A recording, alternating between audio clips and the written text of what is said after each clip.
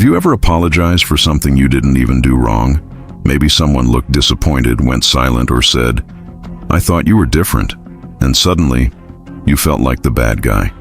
You started replaying every word you said, wondering if maybe, somehow, you were at fault. That's how guilt tripping works. It's not about truth. It's about control. The manipulator doesn't attack your logic. They attack your conscience. They twist your kindness into a weapon and make you believe you've hurt them, just to make you obey. You'll see this everywhere, in relationships, families, even workplaces. People pretending to be the victim, using silence as punishment, or making you feel responsible for their sadness. And here's the real danger. Once guilt gets inside your mind, it rewires how you think. You start seeking approval instead of peace. You start saying sorry just to feel safe. But today, that ends. Because in this video, we're pulling the mask off guilt tripping and exposing the 4 psychological tricks people use to make you feel guilty, even when you've done nothing wrong. By the end of this video, you'll see guilt trips for what they really are. Psychological manipulation dressed as emotion. You'll learn how manipulators twist empathy, silence, and sacrifice to control your choices. And more importantly, how to stay calm and emotionally untouchable when someone tries to trap you in guilt. Because once you can see the game, it can't control you anymore. 1. The "you've changed" trap.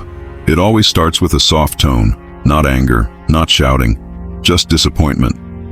They look at you with tired eyes and say the line that cuts deeper than it sounds. "You've changed." And in that moment, something inside you freezes, because part of you wants to defend yourself.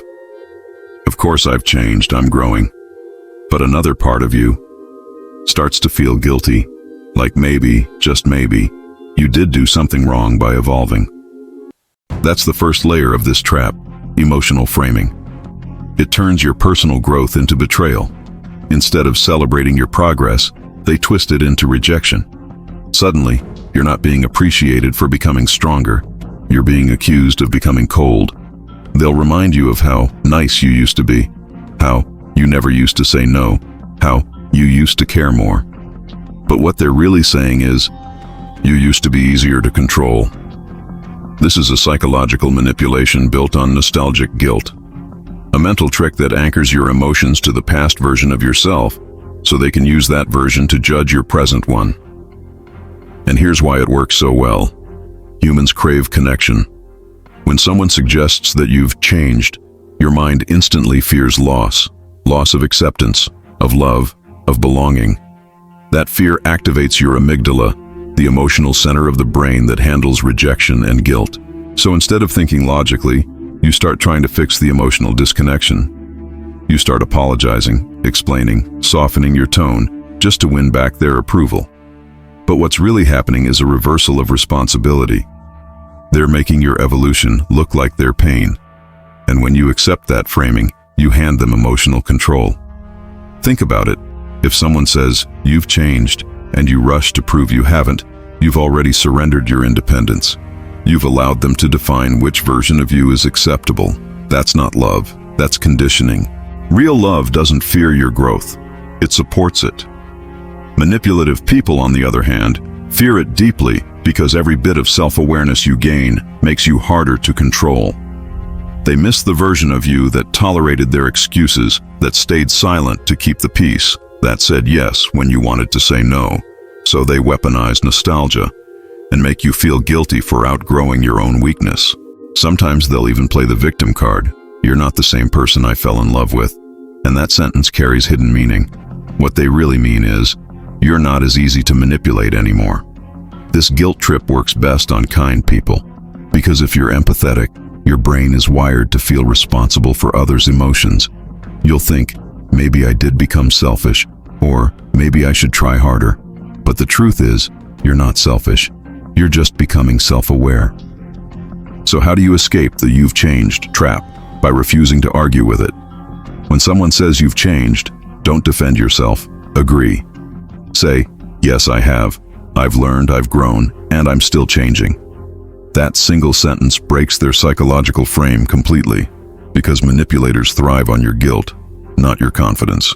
Remember, every time you evolve, the people who benefited from your old version will resist.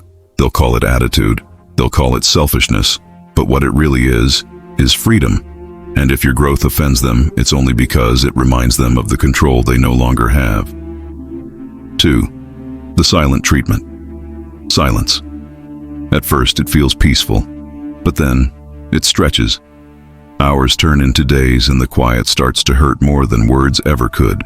You replay the last conversation in your head, trying to remember what you said wrong.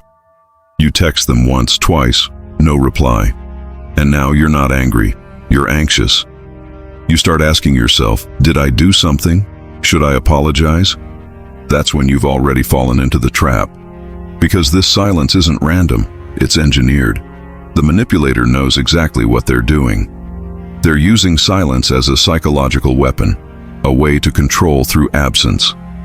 When they withdraw affection, attention, or communication, it activates your brain's panic circuit. Your mind, wired for connection, interprets that withdrawal as danger. The human brain literally treats social rejection like physical pain. The same neural pathways light up as if you were burned or hit. So what do? You chase. You send another message. You apologize for things you didn't even do. You become the one fixing what they broke, and that's the goal. The silent treatment is not about solving a problem. It's about restoring dominance. By refusing to talk, they make you feel invisible, powerless, and desperate for their approval. It's emotional starvation, and when they finally decide to speak again, it feels like relief. That relief is what conditions you to obey next time. Every cycle of silence and relief rewires your brain. You learn to avoid conflict, suppress your feelings, and agree faster just to avoid being frozen out again. It's the same method used in trauma bonding: punishment through distance, followed by reward through attention. Here's the cruel irony. The more you care, the easier it works. Because empathy becomes your weakness. You don't want to hurt them, so you take the blame. But silence is never about pain. It's about power. Sometimes they'll even disguise it as needing space. But notice how their silence only ends when you break first. It's not space, it's a game. They control when connection starts and when it stops. And each time, you're the one who has to beg to turn the switch back on. Psychologically, this form of manipulation is known as emotional invalidation, the act of making someone question their worth by withholding acknowledgement. It leaves invisible scars. You start walking on eggshells, censoring yourself, trying not to trigger another freeze. Eventually, you begin to silence yourself before they ever have to. That's how control becomes complete. But here's the truth that breaks their power. Silence only controls you if you chase it. The moment you stop running after their attention, the manipulation collapses. When someone uses silence to punish you, respond with stillness, not surrender. Don't beg. Don't explain. Don't fill the silence with guilt. Fill it with clarity. Understand what's happening, and choose peace over panic. Because real love communicates. Real love talks, explains, listens. Manipulation hides behind silence because it knows that confusion is the strongest leash. So next time someone suddenly stops talking to you, don't let your mind spiral into self-blame. Don't wonder what's wrong with you. Ask instead, why are they using silence to make me feel small? Silence can heal, yes. But when used as punishment, it doesn't heal anyone. It only feeds control. And the most powerful thing you can do when someone weaponizes silence is to stay grounded in your truth. Because nothing terrifies a manipulator more than the moment their silence no longer controls your peace. 3. The victim mask. They never start as the villain. They start as the one who's hurt. Their voice trembles when they talk. Their eyes look heavy, like the world has been unfair to them. And before you realize it, you feel sorry for them. That's the beginning of the victim mask. It's one of the most deceptive forms of manipulation, because it hides control behind pain. Instead of demanding your obedience, they earn it through your compassion. You don't even notice the trap, because it doesn't look like one. You tell yourself, they've been through a lot. They just need support. And you give. You listen. You comfort. You adjust yourself to avoid triggering them. You take responsibility for their emotions.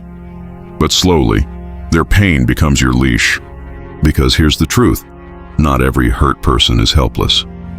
Some people use helplessness as a weapon. They've learned that sadness gets results, that guilt makes people easy to control. So they turn their suffering into a performance. And the more empathy you show, the deeper they pull you in. Psychologists call this covert manipulation, a tactic where the manipulator flips roles, playing the victim to gain sympathy and control. It works because empathy bypasses logic. When your brain detects emotional pain, it triggers a caretaking response. You stop analyzing and start fixing. And that's when they win. They'll say things like, "No one ever understands me. I guess I just care too much. You're all I have left." Each line is a subtle guilt hook. Because now, if you disagree, you're not just setting a boundary, you're hurting them. And once guilt enters the picture, control follows. They'll cry when you try to leave, go quiet when you express your needs, and remind you of everything they've been through. Soon you start walking on emotional eggshells, not because they threaten you, but because they've trained you to feel responsible for their sadness. But make no mistake, this is emotional blackmail disguised as vulnerability. They don't want help. They want control through pity. Their pain isn't meant to heal. It's meant to hold you hostage. Here's the dark psychology behind it. Guilt triggers the anterior cingulate cortex, the part of your brain that seeks to relieve emotional tension. When you see someone in pain, even fake pain, your brain tries to fix it. By apologizing, complying, or giving in, they've learned to exploit that reflex. They don't raise their voice. They lower it. They don't demand. They sigh. They make you believe you're saving them, when in reality, you're slowly losing yourself. The victim mask is powerful because it's invisible. Everyone sees them as gentle, misunderstood, or sensitive. No one sees how they twist stories, exaggerate pain, and drain energy from anyone who cares too much. You'll know you're caught when their emotions start dictating your behavior, when you find yourself constantly apologizing for how they feel. That's when empathy turns into imprisonment. But here's how you break free. You stop confusing sympathy with responsibility. You can feel bad for someone without fixing them. You can listen without absorbing. You can care and still keep your boundaries intact. When you stop reacting to their guilt traps, they'll say you've changed, that you've become cold, that you don't care anymore. But that's not coldness. That's clarity.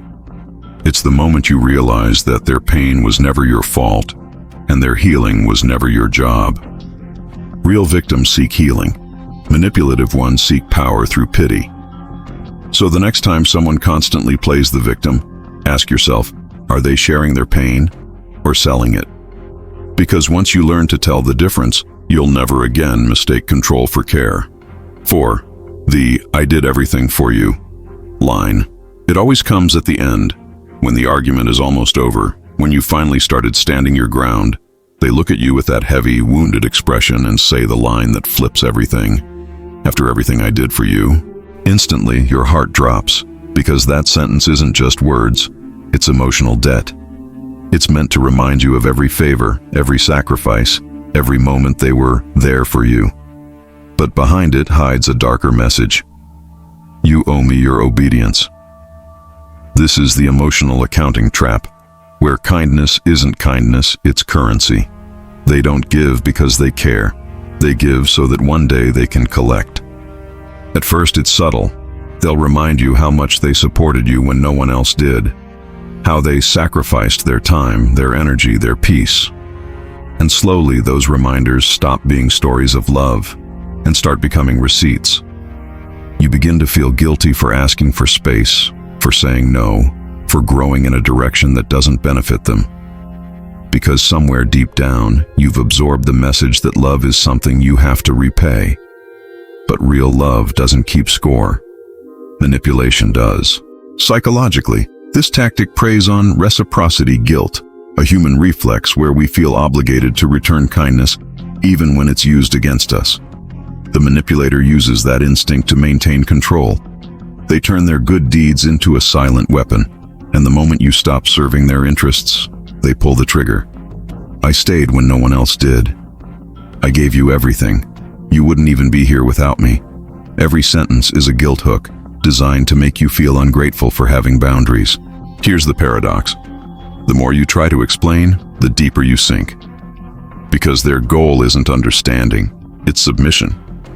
They want you to feel bad enough to back down, to make you believe that disagreeing with them means betraying them. And it works, because guilt rewires your emotional compass. You start saying sorry for things that aren't wrong. You start overcompensating just to feel like a good person. Soon, you're trapped in a mental loop where every time you try to stand up for yourself, their past kindness becomes your cage. That's the real psychology of this line. They're not reminding you of love, they're redefining it. Love to them means compliance, gratitude means obedience, and the moment you resist, they play the martyr, the one who gave everything and got nothing in return. But here's what they'll never admit. Generosity done with expectation isn't generosity. It's investment with emotional interest. They expect loyalty, silence, and gratitude in return, and if you don't pay up, they'll use guilt to collect. So how do you escape it? By refusing to accept emotional debt that was never yours. You can acknowledge what someone did for you, without surrendering your freedom to repay it. You can appreciate their effort, without letting it define your choices. When someone says, "I did everything for you," respond with calm truth. If it was real love, it wasn't a transaction. Because real love doesn't demand repayment. It gives without keeping score. And the moment you stop feeling guilty for what you don't owe, you break their control completely. So the next time someone reminds you of everything they've done for you, look deeper. Ask yourself, did they do it from love or leverage? Because once you see it clearly, you'll realize they never did everything for you. They did everything to make sure you'd never feel free to walk away. Guilt is the most silent weapon in manipulation. It doesn't scream, it whispers. It makes you believe you're the villain in someone else's story, until you start apologizing for simply existing. But here's the truth most people never realize. You can care deeply without being controlled. You can love someone without losing yourself in the process. Every guilt trip, every silent treatment, every "you've changed" isn't proof that you're wrong. It's proof that you're waking up. The moment you stop chasing approval, their power begins to fade, because guilt only works on those who doubt their worth, and you're learning to see yours clearly. So from now on, when someone tries to make you feel responsible for their pain, pause. Don't explain. Don't defend. Just remember, their emotions are not your burden to carry. Growth doesn't make you cruel. Boundaries don't make you selfish. And walking away from manipulation doesn't make you heartless. It makes you free. And once you understand that, no one can ever control your mind again.